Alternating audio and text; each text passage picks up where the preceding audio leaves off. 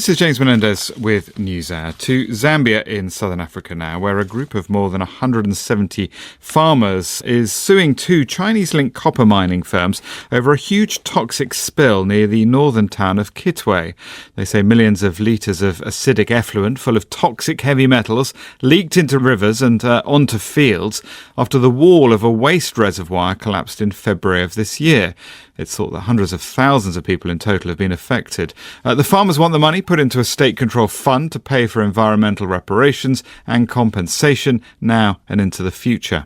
Charles Mafa is editor of MakanDay, the Zambia Centre for Investigative Journalism. He's in the capital, Lusaka. So what exactly happened back in February? So this dam is actually owned by Sino Metals, Zambia Limited. And when the dam collapsed, an estimated 50 million litres, according to the company and the government sources, of acidic metal-laden effluent was taken into Kafue River, which is Zambia's most critical waterway. And authorities immediately had to shut down water supply for about 700,000 residents who drink water from that river. The next thing was the deaths of fish from Kafue River, and this was actually reported over 100 kilometers downstream. So there were some devastating effects in the immediate aftermath of the collapse of this dam. What's been the wider impact since then? We first visited an area called Kalusale, which is the community next to the mine, just shortly after the disaster. And again, just 2 weeks ago, we were there.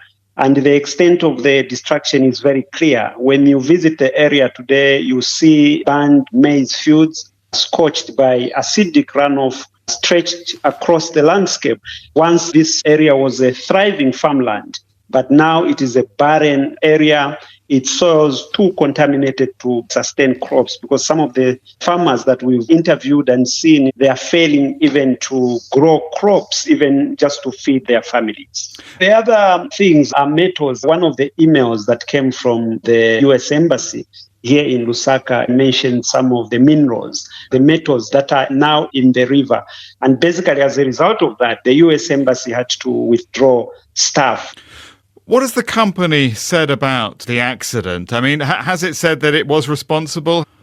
Yes, the company issued an apology on 28 February and pledged to address the situation, and operations were immediately suspended. But publicly also, the company has been disputing some of the media report. But they did apologize and also immediately had to provide some humanitarian support to affected families and drinking water to these places on a daily basis after the disaster. But what has happened now is that the water rations have reduced to 3 times a week, and also the water that is provided to this area has been reduced as well. The fact that farmers have filed this, $80 billion lawsuit against the company suggests that not enough has been done.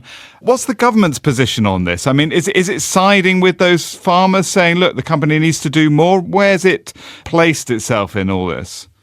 Government response immediately after the disaster was to provide lime neutralization of the river, to shut the plant.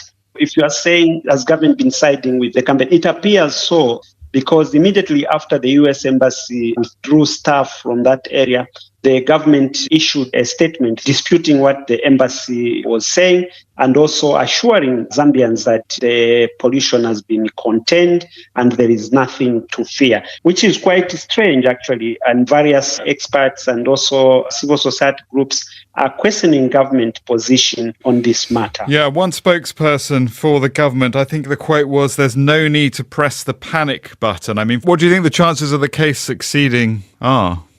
I think the chances are quite slim, because previous cases that have shown that the outcome has been positive were heard in London. But with the local courts, there could be hurdles. Charles Mafa of MakanDay in Zambia.